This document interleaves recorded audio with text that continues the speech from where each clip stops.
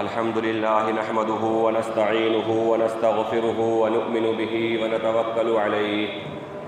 ونعوذ بالله من شرور أنفسنا ومن سيئات أعمالنا من يهده الله فلا مضل له ومن يضلله فلا هادي له وأشهد أن لا إله إلا الله وحده لا شريك له وأشهد أن سيدنا وسندنا وحبيبنا وشفيعنا ومولانا محمدًا عبده ورسوله أما بعد.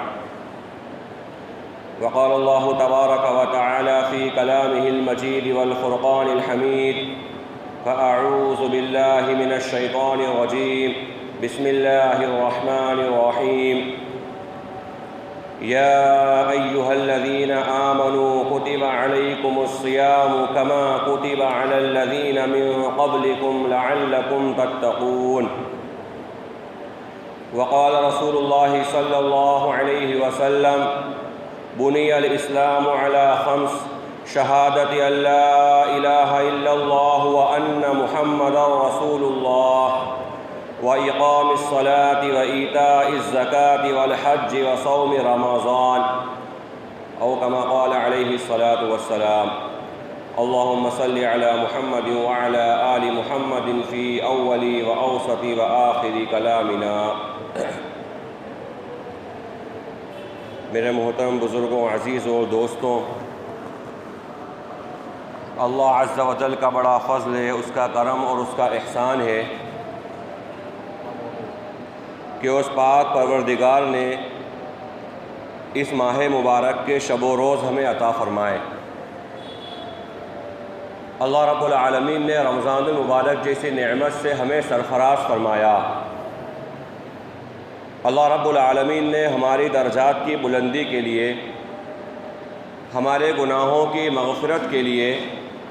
اور ہمارا اعزاز و اکرام کرنے کے لیے رمضان المبارک عطا فرمایا۔ رمضان المبارک کا مہینہ اللہ کے نبی صلی اللہ علیہ وسلم کے نزدیک اتنی زیادہ اہمیت والا اور اتنی برکت والا تھا کہ آپ صلی اللہ علیہ وسلم صحابہ اکرام رضی اللہ علیہم اجمعین کی ذہن سازی اور ان کی تشکیل و ترغیب رمضان المبارک کے تعلق سے شعبان ہی سے کرنا شروع فرما دیتے تھے۔ اسی لیے روایتوں میں آتا ہے کہ آپ صلی اللہ علیہ وسلم جب رمضان المبارک قریب آ چکتا، شعبان المعظم کے آخری ایام میں آپ صلی اللہ علیہ وسلم صحابہ اکرام کو جمع کر کے خطبہ ارشاد فرماتے اور بیان کرتے اور وعظ و نصیحت کرتے کہ تمہارے سامنے جو مہینہ آ رہا ہے وہ کس اہمیت کا مہینہ ہے، یا تمہارے سامنے جو مہینہ آ رہا ہے شریعت مطہرہ میں اس کی کیا اہمیت ہے اور کیا فضیلت ہے۔ اسی لیے ہمارے بعض بزرگوں سے، اہل اللہ سے ایک دعا منقول ہے یا ایک جملہ منقول ہے کہ وہ رمضان المبارک کی اہمیت کو بیان کرنے کے لیے اور رمضان المبارک کی فضیلت کو بیان کرنے کے لیے کافی ہے کہ جب رجب کا مہینہ آ جاتا تھا،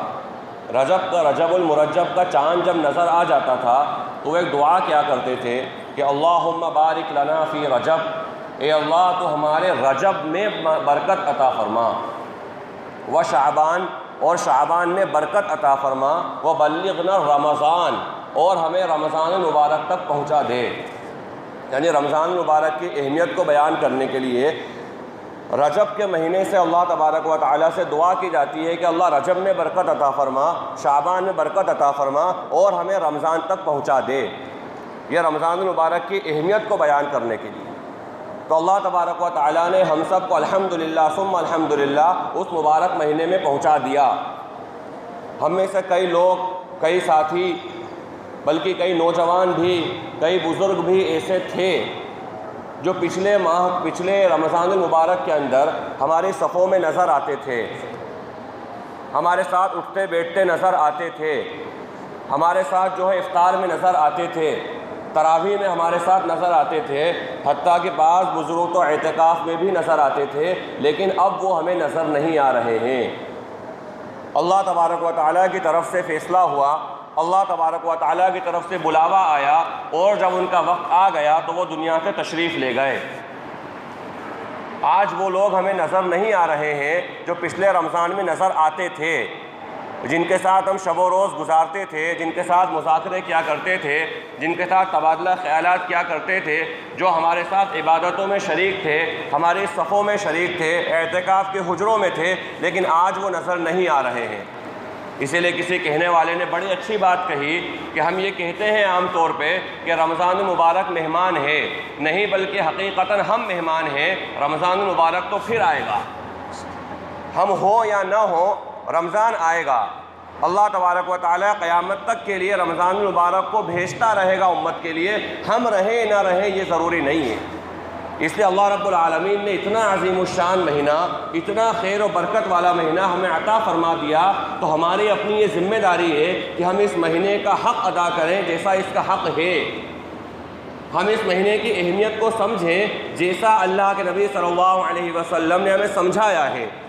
اور اس طرح سمجھایا ہے بلکہ عام طور پر اللہ کے نبی علیہ السلام کا معمول تھا کہ آپ اس طرح سمجھاتے تھے جیسا کہ کوئی ماں اپنے چھوٹے بچے کو سمجھا رہی ہے، کوئی مشفق اور مربی استاد اپنے بچے کو سمجھا رہا ہے، کوئی گھر کا ذمہ دار اپنے چھوٹوں کو سمجھا رہا ہے کہ تمہارے فائدے کی چیزیں یہ ہیں اور تمہارے نقصان کی چیزیں یہ ہیں، اگر یہ کام کرو گے تو تمہیں فائدہ ملے گا اور اگر یہ کام کرو گے تو تمہیں نقصان سے دوچار ہونا پڑے گا۔ اللہ کے نبی صلی اللہ علیہ وسلم نے امت محمدیہ کو بچوں کی طرح سمجھایا، اسی لیے آپ صلی اللہ علیہ وسلم نے ایک موقع پر یہ بات بیان فرمائی کہ انما بعثت معلما، اللہ تبارک و تعالیٰ نے مجھے استاد بنا کر بھیجا ہے، اور ایک استاد کی ذمہ داری ہوتی ہے کہ وہ کسی بھی طرح بچے کو بات سمجھا دے، بچے کی صلاحیت کے اعتبار سے کبھی اس کو پیار محبت کے ساتھ، کبھی ہلکی پھلکی تنبیہ کر کے، کبھی کوئی لالچ دے کر، کبھی کوئی ڈر دکھا کر استاد بچے کو بات سمجھا دے۔ کہا استاد کی ذمہ داری ہے کہ کسی بھی طرح بچے کو بات سمجھا دے۔ اللہ کے نبی صلی اللہ علیہ وسلم فرما رہے ہیں کہ اللہ تبارک و تعالیٰ نے مجھے استاد اور معلم بنا کر بھیجا ہے، اور ایک جگہ پر آپ علیہ السلام نے بیان فرمایا کہ یہ لوگوں تمہیں کیا ہو گیا ہے کہ میں تمہیں تمہاری کمر سے پکڑ پکڑ کر جہنم کی طرف سے کھینچ رہا ہوں، میں تمہاری کمر میں ہاتھ ڈال ڈال کر تمہیں جہنم سے کھینچ رہا ہوں، تمہیں کیا ہو گیا ہے کہ تم جہنم میں گرنا چاہتے ہو، جہنم میں جانا چاہتے ہو، حالانکہ میں تمہیں روک رہا ہوں، پکڑ رہا ہوں، یا اپنے الفاظ میں کہا جائے تو میں تمہاری خوشامد کر رہا ہوں کہ اس کی طرف مت جاؤ، لیکن اس کے باوجود بھی تمہیں کیا ہو گیا کہ تم جہنم کی طرف جا رہے ہو۔ تو آپ صلی اللہ علیہ وسلم نے ہر موقع کے اوپر ہماری تعلیم و تربیت اس طرح فرمائی کہ جس طرح بڑا چھوٹوں کی تعلیم و تربیت کرتا ہے کہ کسی طرح اس چھوٹے کے بات سمجھ میں آ جائے اور زندگی میں اس کے عمل آ جائے۔ تو اللہ کے نبی صلی اللہ علیہ وسلم نے کئی مواقع کے اوپر رمضان المبارک کی اہمیت کو اور اس کی فضیلت کو بیان فرمایا، اور خود قرآن کریم کے اندر اللہ رب العالمین نے جو رمضان المبارک جیسی اہمیت والی چیز یا رمضان المبارک کے اندر کرنے والی عبادتوں میں بالخصوص روزے جیسی عبادت اللہ رب العالمین نے جو فرض فرمائی، جو لازم فرمائی، اور جو ذمہ داری ہمارے اوپر عائد کی کہ ہر انسان بالغ عاقل روزہ رکھے، اس روزے کی اہمیت کو بیان کرتے ہوئے اللہ تبارک و تعالیٰ نے بات بیان فرمائی کہ یہ روزہ اللہ تبارک و تعالیٰ نے اس لیے تمہارے اوپر فرض کیا ہے تاکہ تم متقی بنو۔ کہا یا ایھا الذین آمنوا کتب علیکم الصیام کما کتب علی الذین من قبلکم لعلکم تتقون۔ اے ایمان والوں، اللہ رب العالمین نے تمہارے اوپر روزے فرض کیے جیسا کہ تم سے پہلی امتوں پر فرض کیے تھے، اور اس فرض کرنے کا مقصد یہ بیان فرمایا تاکہ تم متقی ہو جاؤ، تقوی اختیار کر لو۔ ہم اپنی زندگی کا محاسبہ کریں، سب سے پہلے کہنے والا اپنے آپ سے مخاطب ہے کہ ہم اپنا جائزہ لیں، ہم ہماری زندگی کو دیکھیں، صبح سے لے کے شام تک کی ہماری زندگی، اور بالخصوص ہماری تنہائی کو ہم دیکھیں یا ہماری مجالس کو بھی ہم دیکھیں، تو سب سے زیادہ ہمارے تقوی کا امتحان لیا جا رہا ہے، سب سے زیادہ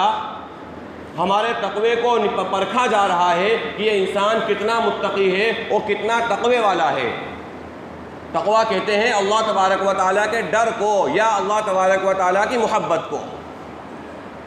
اللہ تبارک و تعالیٰ کے ڈر اور اللہ تبارک و تعالیٰ کی محبت کی وجہ سے کسی کام کو کرنا، یا اللہ کے ڈر اور اس کی محبت کی وجہ سے کسی کام کو نہیں کرنا، یہ تقویٰ ہے۔ تو ہم ہماری زندگی کا جائزہ لیں، ہم ہماری زندگی کے بارے میں غور و فکر کریں، ہم اپنے صبح و شام کو دیکھیں کہ کتنے ایسے مواقع آتے ہیں، کتنے ایسے موقع آتے ہیں کہ ایک طرف اللہ کا حکم ہوتا ہے اور ایک طرف ہماری خواہشات ہوتی ہیں، ایک طرف اللہ کے نبی صلی اللہ علیہ وسلم کا طریقہ ہوتا ہے اور ایک طرف ہمارے بنائے ہوئے رسم و رواج ہوتے ہیں، ایک طرف توحید ہوتی ہے اور دوسری طرف شرک ہوتا ہے، ایک طرف اللہ کے نبی صلی اللہ علیہ وسلم کی سنت مطہرہ ہوتی ہے اور دوسری طرف بدعت ضالہ ہوتی ہے، ایک طرف اللہ کی طرف سے جو حق راستہ بتایا گیا ہے وہ راستہ ہوتا ہے اور دوسری طرف باطل راستہ ہوتا ہے۔ ہم اپنے بارے میں غور و فکر کریں کہ ان مواقع کے اوپر ہم کس کا انتخاب کرتے ہیں، ہم کس کو چنتے ہیں، ہم کس کی طرف جاتے ہیں، ہم کس کو اپناتے ہیں، ہم اس بات کو دیکھ لیں۔ ایک موٹی سی مثال، ایک وقت ہے ظہر کی اذان کا، ایک بہت سادہ سا مثال ہے، بالکل عام زبان میں، عام دنوں کے اندر بالخصوص یہ ہوتا ہے۔ الحمدللہ رمضان المبارک میں تو بہرحال غنیمت ہوتا ہے، لیکن عام دنوں میں ماحول ہوتا ہے کہ اذان کی آواز ہوئی، مؤذن نے پکارا حی علی الصلاۃ، اور مؤذن نے پکارا حی علی الفلاح، اور آخری میں پکارا کہ اللہ اکبر، اللہ سب سے بڑا ہے، اللہ کا حکم سب سے بڑا ہے، اللہ کی مرضی سب سے زیادہ ہے، اللہ کی مشیت کے حساب سے زندگی گزارنا ایک ایمان والے کی ذمہ داری ہے۔ یہ اللہ کا حکم اور اللہ کی بڑائی کا اعلان مؤذن کرتا ہے، اور اس وقت ہمیں کوئی دنیا کا تقاضا ہوتا ہے، حالانکہ ہمیں حکم یہ دیا گیا، ملت ابراہیم کو حکم یہ دیا گیا کہ وہ یہ کہیں ہر وقت کہ قل ان صلاتی و نسکی و محیای و مماتی للہ رب العالمین، للہ رب العالمین،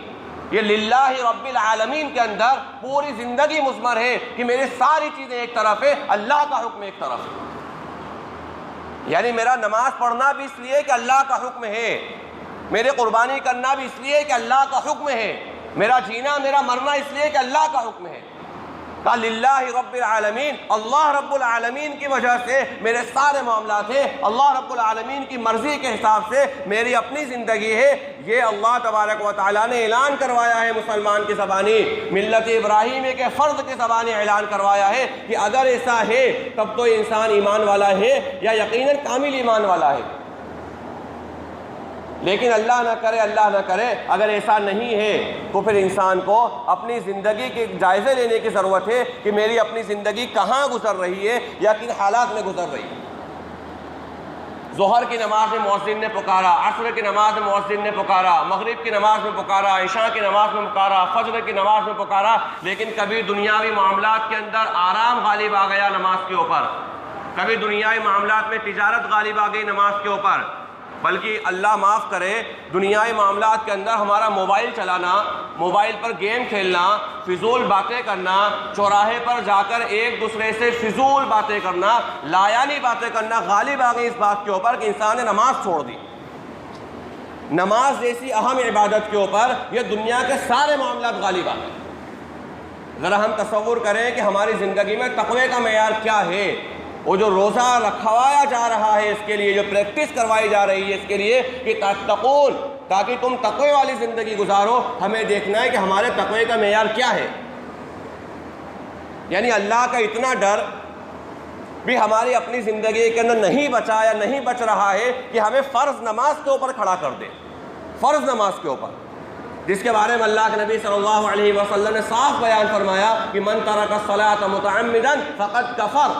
جس شخص نے جان بوجھ کر کوئی نماز چھوڑ دی گویا کہ وہ کافر ہو گیا۔ نماز کے چھوڑنے کے بارے میں اللہ کے نبی صلی اللہ علیہ وسلم کا فتویٰ ہے، یہ کسی عالم دین کا یا کسی مفتی کا اجتہادی فتویٰ نہیں ہے کہ جس میں خطا ہو سکتی ہے، جس میں غلطی ہو سکتی ہے، رسول اللہ صلی اللہ علیہ وسلم کا فتویٰ ہے کہ من ترک الصلاۃ متعمدا فقد کفر۔ اور ایک مسئلے کی بات میں عرض کرتا ہوں، اہل علم موجود ہیں بڑی ذمہ داری اور بڑی ضمانت کے ساتھ کہ الحمدللہ ہم جہاں پر زندگی گزار رہے ہیں عام طور پہ ہمارے فقہ حنفی رائج ہے، امام ابو حنیفہ رحمہ اللہ کے جو فقہ ہے اور جو ان کا اجتہاد ہے اس کے اعتبار سے ہم زندگی گزار رہے ہیں۔ بعض وہ علماء، بعض وہ فقہا جو دیگر علاقوں کے اندر جن کے مسالک رائج ہیں، ان کے یہاں پر صاف فتویٰ ہے کہ اگر کوئی شخص علی الاعلان نماز چھوڑتا ہے، علی الاعلان نماز کا چھوڑ رہا ہے اور اس کے نماز چھوڑنے پر پیشانی پر ذرا سا شل نہیں ہے، علی الاعلان نماز چھوڑ رہا ہے، یہاں تک فقہا نے لکھا ہے اور آج بھی بعض علاقوں کے اندر وہ مسلک رائج ہے کہ جب اس کا انتقال ہو جائے تو مسلمان اس کی نماز جنازہ نہیں پڑھیں گے۔ آج بھی وہ مسلک بعض علاقوں میں رائج ہے، اور بعض علماء نے تو یہاں تک لکھا ہے کہ اگر کسی نے نماز چھوڑ دی تو مسلمان بچا ہی نہیں، رسول اللہ کا فتویٰ مسلمان نہیں ہے، اس کے ساتھ مسلمانوں والا معاملہ نہیں کیا جائے گا۔ اتنا سخت ترین مسئلہ اور اتنا سنگین ترین مسئلہ ہے نماز چھوڑنا، لیکن ہم اپنی زندگی کے بارے میں غور کریں کہ آخر ہماری زندگیوں میں نماز کتنی ہے۔ یہ رمضان المبارک کے اندر جو مسجدیں بھری ہوئی ہیں، جو مسجدیں آباد ہیں، ہم جائزہ لیں کہ رمضان المبارک کے بعد کیا ہم مسجدوں میں آئیں گے یا ہم ان صفوں کو آباد کریں گے، کیا مسجد کے در و دیوار کو ویران چھوڑیں گے یا اس کو آباد کریں گے، ہم اس کا جائزہ لیں۔ نماز جیسی عبادت اللہ تبارک و تعالیٰ نے میدان جنگ میں بھی معاف نہیں کری، میدان جہاد میں بھی اللہ تبارک و تعالیٰ نے نماز کو معاف نہیں کیا۔ ذرا ہم تصور کریں اس وقت کو کہ اگر میدان جنگ ہے، باطل کا اور اسلام کا جو ہے نبرد آزمائی چل رہی ہے، دونوں لشکر آمنے سامنے ہیں، ایسے حالات کے اندر بھی اگر نماز کا وقت آ گیا تو شریعت مطہرہ کہتی ہے کہ اب جو مسلمان صلاۃ الخوف ادا کریں، ڈر والی نماز ادا کریں، ہتھیار لگا کر نماز ادا کریں، اس حال کے اندر نماز ادا کریں کہ جس شکل کے اندر ہو وہ نماز پڑھ ڈالے، لیکن نماز کسی حال میں معاف نہیں ہے۔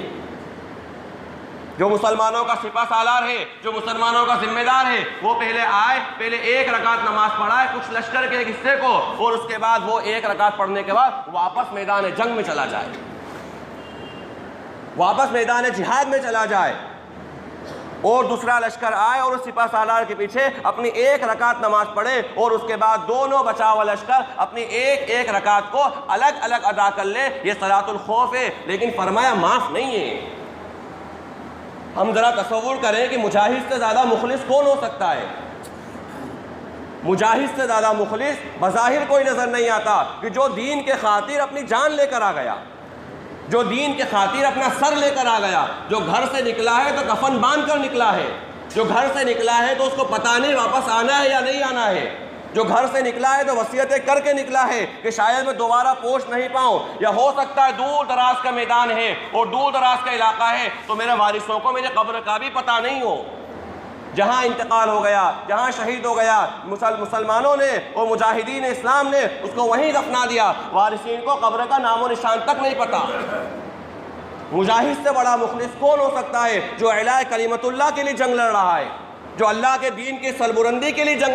لڑ رہا ہے، جو اللہ کا دین غالب ہو جائے اس کے لیے جنگ لڑ رہا ہے، جو اللہ کی زمین پر اللہ کے نظام نافذ ہو جائے اس کے لیے جنگ لڑ رہا ہے۔ میری نظر میں مجاہد سے بڑا مخلص کوئی نہیں ہو سکتا، لیکن فرمایا مجاہد کو بھی نماز معاف نہیں ہے، اور میدان جنگ میں بھی معاف نہیں ہے، اور عین حالت جنگ میں بھی معاف نہیں ہے۔ اب ہم اپنا جائزہ لے لیں کہ ہم کس طرح دھڑلے سے نمازیں چھوڑتے ہیں، ہماری پیشانی پہ شل تک نہیں آتا، فجر سے لے کے عشاء تک مؤذن نے کئی مرتبہ پکارا، لیکن کبھی دکان غالب آ گئی، کبھی تجارت غالب آ گئی، کبھی آرام غالب آ گیا، کبھی جو ہے فضول کے بحث و مباحثہ غالب آ گئے، کئی موبائل چلانا غالب آ گیا، کئی موبائل پہ گیم کھیلنا غالب آ گیا، لیکن نماز ہوتی رہی، ہماری پیشانی پہ شل تک نہیں آیا۔ ذرا ہم یہ دیکھیں کہ اللہ کے نبی صلی اللہ علیہ وسلم نے کتنی سخت ترین وعیدیں بیان فرمائی ہیں اس شخص کے بارے میں جو نماز نہیں پڑھتا۔ روایتیں بھری پڑی ہیں اس کی مذمت کے اندر، اور اللہ تبارک و تعالیٰ نے کتنے مواقع کے اوپر یہ بات بیان فرمائی کہ بھائی تم نماز پڑھو، اس لیے کہ نماز پڑھنا فرض ہے اور ایمانی شعار ہے۔ قرآن کریم کے اندر اللہ رب العالمین نے ایک موقع کے اوپر جنتیوں اور جہنمیوں کا مکالمہ ذکر کیا ہے، جس میں یہ ذکر ہے کہ مجرمین سے اہل جنت یہ پوچھیں گے کہ ما سلککم فی سقر، کہ تم جہنم میں کیوں آئے؟ کہیں گے لم نکو من المصلین، ہم نماز نہیں پڑھا کرتے تھے۔ اللہ ہم سب کی حفاظت فرمائے، نماز نہیں پڑھنا یہ جہنم میں جانے کا ذریعہ ہے۔ نماز کا ترک کر دینا، اور نص قطعی ہے، اہل علم موجود ہے کہ اگر کوئی شخص کا اس بات کا انکار کر دے گا وہ شخص دائرہ اسلام سے خارج ہو جائے گا۔ اگر کوئی یہ کہہ دے کہ نماز چھوڑنے سے جہنم نہیں ملے گی، وہ شخص مسلمان نہیں بچے گا، وہ مرتد ہو جائے گا، دائرہ اسلام سے نکل جائے گا، اس لیے کہ نص قطعی ہے، قرآن کریم کی آیت ہے کہ لم نکن من المصلین، ہم نماز نہیں پڑھا کرتے تھے۔ نماز کا چھوڑ دینا جہنم میں داخلے کی ضمانت اور گارنٹی ہے۔ ہم اپنا جائزہ لیں، اور یہ خاص طور پر رمضان المبارک کے اندر جو اللہ تبارک و تعالیٰ مشق کرا رہا ہے، اللہ تبارک و تعالیٰ اس بات کو ابھار رہا ہے کہ بھئی جو حلال چیزیں ہیں، تمہارے حلال کمائی سے کمائی ہوئی چیز تم نہیں کھا سکتے۔ حلال طرح سے نکاح کیا لیکن روزے کی حالت میں بیوی سے ملاقات نہیں کر سکتے۔ اللہ تبارک و تعالیٰ یہ پریکٹس کروا رہا ہے کہ رمضان المبارک کے روزے کے وقت کے اندر اور اس پیریڈ کے اندر اپنی حلال اور پاکیزہ چیز کو تم استعمال نہیں کر سکتے۔ اللہ تبارک و تعالیٰ اس بات کے اوپر آمادہ کر رہا ہے کہ جس طرح تم روزے کے اندر اپنی حلال چیز سے بچ جاتے ہو، اس طرح روزے کے علاوہ پوری زندگی حرام چیز سے بچتے رہنا۔ اللہ تبارک و تعالیٰ روزے میں حلال چھڑوا دیتا ہے اس وجہ سے تاکہ بندہ پوری زندگی حرام سے بچ جائے۔ تو ہم اپنا اس ماہ مبارک کے اندر جائزہ لیں کہ اللہ تبارک و تعالیٰ نے جو کہا کہ روزہ اس لیے رکھوایا جا رہا ہے تاکہ تمہاری زندگی کے اندر تقویٰ ہو، اور تقوی کے معنی یہ ہے کہ جس حال کے اندر اللہ جو چاہ رہا ہے اس کو جان کر اس کے اوپر عمل کرنا۔ کئی سارے ایسے مواقع آتے ہیں، کئی سارے ایسے موقع آتے ہیں کہ جہاں ایک طرف اللہ کا حکم ہوتا ہے اور ایک طرف غیر اللہ کا حکم ہوتا ہے، جو ایک طرف اللہ کے نبی علیہ السلام کا طریقہ ہوتا ہے اور دوسری طرف دنیا کے رسم و رواج ہوتے ہیں۔ ہم یہ جائزہ لیں کہ ہمیں اس وقت کیا کرنا ہے۔ تقویٰ یہ ہے، ایک صحابی رضی اللہ تعالی عنہ نے تقوی کی ڈیفینیشن اور اس کے تعریف یہ بیان فرمائی کہ جس طرح ایک انسان ایسی جگہ سے نکل رہا ہے کہ جہاں آئٹ سائڈ راستے کے اوپر کانٹے لگے ہوئے ہیں یا کانٹے دار جھاڑیاں لگی ہوئی ہیں، جس طرح انسان وہاں سے نکلتا ہے اپنے آپ کو بچاتے ہوئے کہ وہ کانٹا میرے دامن میں نہ لگ جائے، وہ کانٹا میرے آستین میں نہ لگ جائے، وہ کانٹا میرے کپڑوں کے نیچے والے حصے میں نہ لگ جائے، وہ کانٹا میرے بدن پر نہ لگ جائے، جس طرح بچتے بچاتے وہ زندگی وہ راستہ طے کر دیتا ہے، کا تقویٰ یہی ہے کہ بچتے بچاتے انسان اپنی زندگی کو طے کر دے۔ تو خاص طور پہ اللہ رب العالمین نے تقوی کی وجہ بیان فرمائی روزے کو، کہ روزہ اگر انسان رکھے گا تو وہ متقی ہو جائے گا اور اللہ تبارک و تعالیٰ کا فرما بردار اور اس کا برگزیدہ بندہ بن جائے گا۔ اور ہم روزے کی اہمیت کو اس بات سے بھی سمجھیں کہ اللہ کے نبی صلی اللہ علیہ وسلم نے کتنے مواقع کے اوپر روزوں کو بیان فرمایا ہے۔ کئی سارے ایسے روزے کی اہمیت کے لیے یا روزہ کتنا زیادہ فضیلت اور کتنی اہمیت والی بات ہے اس کو سامنے رکھتے ہوئے ہم یہ دیکھیں کہ اللہ کے نبی صلی اللہ علیہ وسلم نے کتنے موقعوں پر روزوں کو بیان فرمایا۔ ہم عام طور پہ سمجھتے ہیں، اور اللہ ہم سب کو عمل کی توفیق عطا فرمائے، عام طور پہ ہمارا معمول یہ ہے کہ ہم صرف رمضان المبارک کے روزے رکھ لیتے ہیں۔ بہرحال بہت غنیمت ہے کیونکہ یہ تو فرض ہے، اگر یہ بھی نہیں رکھیں گے تو اللہ کے باز پرس ہوگی اور سخت ترین عذاب ہوگا۔ لیکن روزے کی اہمیت کے لیے اور اس کی فضیلت کے لیے بات ذہن میں رکھے کہ اللہ کے نبی صلی اللہ علیہ وسلم کئی موقعوں پر روزے رکھا کرتے تھے، صرف رمضان المبارک کے اندر نہیں بلکہ یہ تو فرض روزے ہیں، اس کے علاوہ کئی موقعوں پر اللہ کے نبی صلی اللہ علیہ وسلم سے روزے منقول ہیں۔ ان کے اندر ایک روزہ جو عاشورہ کا روزہ عام طور پہ ہم رکھتے ہیں، اللہ کا بڑا احسان ہے، بڑا فضل اور کرم ہے اس پروردگار کا کہ عاشورہ کے روزے کا الحمدللہ ہمارے ماحول بن رہا ہے۔ اللہ کا بڑا احسان ہے کہ عام طور پہ امت کا طبقہ عاشورہ کا روزہ رکھ رہا ہے، اور افطار کے وقت جو بازاروں میں رونق ہوتی ہے، جب افطاریاں خریدنے کے لیے لوگ لگتے ہیں، اس سے بھی اندازہ ہوتا ہے اس بات کا کہ الحمدللہ امت کا ایک بڑا طبقہ روزے دار ہے۔ لیکن اسی کے ساتھ ساتھ اور کئی روزے اللہ کے نبی صلی اللہ علیہ وسلم سے منقول ہیں۔ انہی روزوں کے اندر ایک روزہ عرفہ کا روزہ ہے، یعنی یہ وہ دن ہے جس دن اللہ کے نبی صلی اللہ علیہ وسلم کی شریعت کو اللہ تبارک و تعالیٰ نے مکمل فرما دیا اور یہ اعلان کر دیا کہ الیوم یئس الذین کفروا من دینکم فلا تخشوہم واخشوون، کہ آج کے دن اللہ تبارک و تعالیٰ نے تمہارے دین کو مکمل کر دیا، اور جو ہے کافر مایوس ہو گئے اس بات سے کہ اب وہ تمہیں دین سے پھیر دیں۔ کافر مایوس ہو چکے ہیں کہ اب وہ تمہیں دین سے نہیں، وہ افسوس کے ساتھ بیٹھ گئے کہ مسلمان کو ہم اسلام سے نہیں پھیر سکتے۔ تو لہٰذا تم ان سے مت ڈرنا اور مجھ سے ڈرنا۔ آج کے دن اللہ نے تمہارے دین کو مکمل کر دیا اور اپنی نعمت قرآن کریم کی شکل کے اندر اللہ رب العالمین نے مکمل فرما دی۔ اور یہ وہ دن ہے جس دن کے بارے میں اللہ کے نبی صلی اللہ علیہ وسلم کی حدیث ہے، جس کا مفہوم ہے کہ آج کے دن شیطان سب سے زیادہ ذلیل و خوار ہوتا ہے۔ اور یہ وہ دن ہے کہ جس دن شیطان اپنے سر پر خاک ڈالتا ہے اور اللہ تبارک و تعالیٰ جو لوگوں کو جہنم سے چھٹکارا دیتے ہیں اس کی وجہ سے بہت زیادہ افسوس اور شرمندگی اور ندامت کا شکار ہوتا ہے۔ یہ عرفہ کا دن جو ذی الحجۃ الحرام کی 9 تاریخ ہے، یعنی جب قربانی کرتے ہیں جس دن، اس سے ایک دن پہلے والا دن، میں معذرت کے ساتھ عرض کر رہا ہوں، ہو سکتا ہے میں غلط بھی ہوں، اس روزے کا ماحول ہمارے یہاں پہ ابھی نہیں بنا۔ اللہ کا شکر ہے جو لوگ رکھتے ہیں رکھ رہے ہیں، لیکن عام طور پہ جو ماحول بننا چاہیے، جو عمومی طور پر سنتوں کے زندہ کرنے کا ماحول ہونا چاہیے، جو نوافل کے زندہ کرنے کا ماحول ہونا چاہیے، عام طور پہ وہ ماحول ابھی عرفہ کے روزے کے تعلق سے نہیں ہوا۔ حالانکہ اگر فضیلت کے اعتبار سے دیکھا جائے، اگر روایت میں غور و فکر کیا جائے، تو عاشورے کے روزے کی جو اللہ کے نبی علیہ السلام نے فضیلت بیان فرمائی ہے، اس سے بھی زیادہ فضیلت اس روزے کی۔ عاشورے کے روزے کے تعلق سے اللہ کے نبی علیہ السلام کی حدیث ہے کہ جو شخص عاشورے کا یا 10 محرم الحرام کا روزہ رکھے گا، مجھے اللہ کے ذات سے امید ہے کہ اللہ اس کے 1 سال کے گناہوں کو معاف فرما دے گا۔ اور جو عرفہ کا روزہ رکھے گا، 9 ذی الحجۃ الحرام کا روزہ رکھے گا، مجھے اللہ تبارک و تعالیٰ کی ذات سے امید ہے کہ اللہ اس کے اگلے 1 سال کے گناہوں کو اور پچھلے 1 سال کے گناہوں کو معاف فرما دے گا۔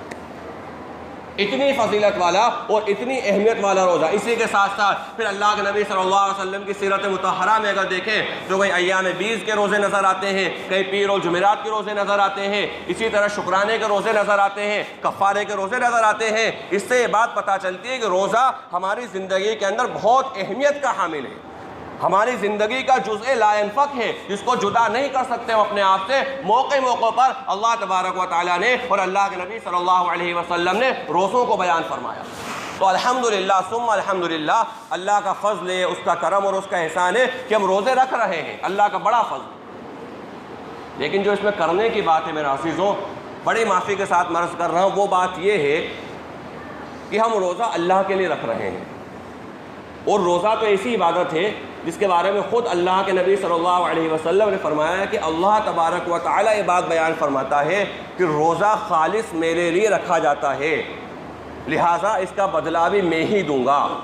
اور اللہ تبارک و تعالیٰ بدلے کے اندر اپنے آپ کو یا اپنی رضا کو پیش کر دے گا کہ میرے بندے تو نے روزہ رکھا، جا میں تجھ سے راضی ہو گیا۔ اسی لیے اللہ تبارک و تعالیٰ نے روزے داروں کے لیے خاص طور پہ جنت کے اندر جنت کے داخلے کے لیے ایک دروازہ فکس کر دیا، ایک دروازہ متعین کر دیا جس کا نام ہے باب الریان، کہ یہ وہ دروازہ ہے جس سے روزے دار جنت میں داخل ہوں گے۔ تو روزہ خالص اللہ کے لیے رکھا جاتا ہے، روزے کے اندر دکھاوا نہیں ہوتا۔ انسان اللہ ہی کے لیے روزہ رکھتا ہے، دنیا کے ڈر یا دنیا کے دکھاوے کے لیے انسان روزہ نہیں رکھتا ہے۔ اگر ہم روزے کے حالت کے اندر مثلاً ابھی جو وقت ہے، اس وقت جب روزہ تھوڑا محسوس ہونے لگتا ہے، ایسے وقت کے اندر اگر انسان اپنے گھر میں جائے، اپنے کچن میں جائے، وہاں اس کو بہترین مشروب رکھا ہوا نظر آئے، بہترین ٹھنڈا شربت اس کو رکھا ہوا نظر آئے، بہترین ٹھنڈا پانی اس کو رکھا ہوا نظر آئے، اور اس کے ہونٹ جو ہے چپک رہے ہوں، گلے کے اندر جو ہے خشکی ہو رہی ہو، یا اسی طرح کھانا رکھا ہوا نظر آئے، بہترین کھانا رکھا ہوا نظر آئے، اور اس کو بہت زیادہ بھوک کی شدت ہو، اور ہو سکتا ہے کہ حالت اس کی ایسی ہو کہ اس کو سحری کا موقع نہ ملا ہو آج، اور بغیر سحری کا روزہ ہو۔ کبھی یہ بھی ہوتا ہے انسان کے ساتھ کہ نیند نہیں کھلی، اس کو بغیر سحری کا روزہ رکھنا پڑا، کبھی یہ حالت ہو، لیکن اس کے باوجود بھی انسان نہ تو کھانے کی طرف دیکھتا ہے نہ اس پانی کی طرف دیکھتا ہے۔ یہ اس بات کی علامت ہے کہ روزہ خالص اللہ کے لیے رکھا گیا، کیونکہ اس پانی کے پینے میں اللہ کے ڈر کے علاوہ کوئی چیز رکاوٹ نہیں ہے، اس شربت کے پینے میں اللہ کے ڈر کے علاوہ کوئی چیز حائل نہیں ہے، اس کھانے کے کھانے میں اللہ کے ڈر کے علاوہ کوئی رکاوٹ نہیں ہے، اور شدید ضرورت ہے، شدید تقاضا ہے، انسان کو پیاس بھی لگ رہی ہے، انسان کو بھوک بھی لگ رہی ہے، اور یہ بات حقیقت ہے کہ روزہ انسان رکھتا ہے تو محسوس ہوتا ہے۔ کچھ لوگ ہوتے ہیں ایسے کہ جن کو معلوم نہیں پڑتا روزہ، ورنہ عام طور پہ یہ ہوتا ہے بھائی انسان سحری سے لے کے افطار تک بھوکا پیاسا ہے تو بھوک تو لگے گی، پیاس تو لگے گی، یہ انسان کی فطرت ہے۔ تو اس بھوک اور پیاس کا لطف لینا، اس بھوک اور پیاس کا مزہ لینا، اور جب پیاس لگ رہی ہو تو لوگوں سے شکوہ نہیں کرنا، جو میں کہنے کا میرا مقصد ہے وہ یہ ہے کہ آج تو بھائی موسم بڑا گرم ہے، آج تو روزہ بہت لگ رہا ہے، آج تو حالت خراب ہو گئی ہے، آج تو بالکل بے چینی ہو رہی ہے، کیوں شکوہ کریں، کیوں شکایت کریں کسی سے؟ روزہ اللہ کے لیے رکھا ہے، جس سے شکایت کر رہے ہیں اس کے لیے نہیں رکھا۔ روزہ اللہ کی رضا کے لیے رکھا ہے، جس سے گرمی کا ذکر کر رہے ہیں اس کے لیے روزہ نہیں رکھا۔ وہ بھی ابن آدم ہے، وہ بھی ہماری طرح انسان ہے، وہ بھی ہماری طرح مخلوق ہے، اس نے بھی روزہ رکھا ہے، ہم نے بھی روزہ رکھا ہے، لیکن روزہ اللہ کی رضا کے لیے رکھا ہے۔ ہمارے روزے کی شکوے کر کے، ہمارے روزے کی شکایت کر کے ہم ہمارے اعمال کو ضائع نہ کریں، ہم ہمارے اجر کو ضائع نہ کریں، بلکہ جب روزہ لگے اور پیاس کی شدت ہو، اللہ کے سامنے ہاتھ اٹھا دے، پروردگار تیری رضا کے لیے میں نے روزہ رکھا ہے، اے اللہ تو ہی طاقت عطا فرما، اے اللہ قوت برداشت تو ہی عطا فرما، اے اللہ ہمارے بس کی بات نہیں ہے۔ جو لوگ روزے نہیں رکھتے ہیں بالخصوص غیر مسلم، جب وہ حالت دیکھتے ہیں بھائی صبح سے لے کر رات تک پیاسے ہوں، اتنی بجے تم نے کھایا تھا، ایک بوند پانی نہیں پیا، ایک ذرہ تم نے نہیں کھایا، انہیں تعجب ہوتا ہے اس بات پر۔ پروردگار ہی ہمت دیتا ہے، اللہ ہی ہمیں روزے کی حالت میں کھلاتا ہے اور اللہ ہی روزے کی حالت میں ہمیں پلاتا ہے۔ تو جب ایسے حالات آئیں، جب برداشت ہو رہی ہو یا برداشت نہیں ہو رہی ہو، پیاس کی شدت ہو، اس وقت اللہ تبارک و تعالیٰ کے سامنے پیش کرنا کہ پروردگار میری حالت یہ ہے، اے اللہ مجھے ہمت عطا فرما، اے اللہ مجھے قوت عطا فرما، اے اللہ مجھے قوت برداشت عطا فرما۔ اس لیے کہ اگر یہ نہیں ہے، اگر قوت برداشت انسان میں نہیں ہوتی، یا اگر انسان برداشت نہیں کر سکتا تھا، تو اللہ تبارک و تعالیٰ اس کو فرض نہیں فرماتا۔ لا یکلف اللہ نفسا الا وسعها، اللہ کسی جان کے اوپر اتنا بوجھ نہیں ڈالتا جتنا کہ وہ اس کو برداشت نہ کر سکے۔ جتنا انسان برداشت کر سکتا ہے اتنا ہی اللہ تبارک و تعالیٰ نے بوجھ ڈالا، بلکہ اللہ کے نبی صلی اللہ علیہ وسلم نے بھی کئی موقعوں کے اوپر کئی چیزوں کے بارے میں بالخصوص مسواک کے تعلق سے ذکر کیا کہ اگر مجھے اندیشہ نہ ہوتا اس بات کا کہ تمہارے پہ بھاری پڑے گا، تم پہ شاق گزرے گا، تو میں ہر نماز کے لیے مسواک کو فرض کر دیتا۔ لیکن اللہ کے نبی علیہ الصلوۃ نے فرض نہیں کیا، پتہ تھا حکیم و دانا کو کہ ہو سکتا ہے کہ لوگوں کے لیے ہر نماز کے لیے مسواک کرنا شاید مشکل ہو جائے، شاید دشوار ہو جائے، اس لیے اس کو جو ہے ہر نماز کے لیے فرض نہیں کیا۔ تو اللہ رب العالمین نے جو روزے کو فرض کیا ہے، اللہ تبارک و تعالیٰ خوب جانتا ہے اس بات کو کہ میرا بندہ برداشت کر سکتا ہے اور ہمیں برداشت کرنا ہے۔ اور جب ہماری حالت اس طرح کی ہو، اس وقت اگر ہم اللہ سے دعا مانگیں گے، خالص اللہ کے لیے بھوکے ہیں، خالص اللہ کے لیے پیاسے ہیں، اور اس وقت برداشت نہیں ہو رہی ہے یا اس وقت تکلیف ہو رہی ہے، اس وقت اگر اللہ سے دعا مانگیں گے تو اے اللہ میں نے اس حال کے اندر تیری رضا کے لیے روزہ رکھا ہے، اے اللہ میری یہ حاجت ہے، پروردگار میری حاجت کو جو ہے دور فرما، پوری فرما، اے اللہ میری یہ پریشانی ہے، اس پریشانی کو دور فرما، اے اللہ مجھے اس چیز کی ضرورت ہے، اے اللہ یہ چیز مجھے عطا فرما، اے اللہ یہ حالات ہیں، اے اللہ ان حالات سے جو ہے مجھ کو سبق دوشی عطا فرما۔ تو اللہ کے لیے خالص روزہ رکھا تھا، اخلاص سے بھرپور عمل روزہ، تو سوچے کہ اللہ تبارک و تعالیٰ ہماری دعا کو کس طرح قبول فرمائے گا۔ کہ جو بعض روایتوں میں آتا ہے کہ بعض اللہ کے بندے وہ ہوتے ہیں کہ جو جب وہ اللہ کے لیے ہاتھ اٹھاتے ہیں تو اللہ تبارک و تعالیٰ کو ان کے ہاتھ کو واپس کرنے میں شرم آتی ہے، اللہ تبارک و تعالیٰ کو حیا آتی ہے کہ ان کے ہاتھ کو لوٹایا جائے۔ اس کی ایک بڑی طویل فہرست ہے، اس فہرست کے اندر شراح حدیث نے، علماء حدیث کے جو شرح کرنے والے علماء اکرام ہیں، انہوں نے روزے دار کا حالت روزے کو بھی ذکر کیا ہے کہ جب بندہ روزے سے ہوتا ہے اور روزے کی حالت میں اللہ سے کچھ مانگتا ہے تو اللہ تبارک و تعالیٰ کو اس کے ہاتھ کو لوٹانے میں حیا آتی ہے۔ لہٰذا ہم اس بات کا ارادہ کریں، عزم مصمم کریں کہ اللہ تبارک و تعالیٰ نے جو عظیم الشان نعمت اور عظیم الشان دولت روزے کی شکل میں ہمیں عطا فرمائی ہے، ہم اس کی بھرپور رعایت کریں گے انشاءاللہ، اور اس کا جو حق ہے انشاءاللہ اس کو پورا ادا کریں گے۔ اللہ رب العالمین سے دعا ہے کہ اللہ تبارک و تعالیٰ کہی گئی باتوں پر کما حق عمل کی توفیق نصیب فرمائے۔ وآخر دعوانا الحمد للہ رب العالمین۔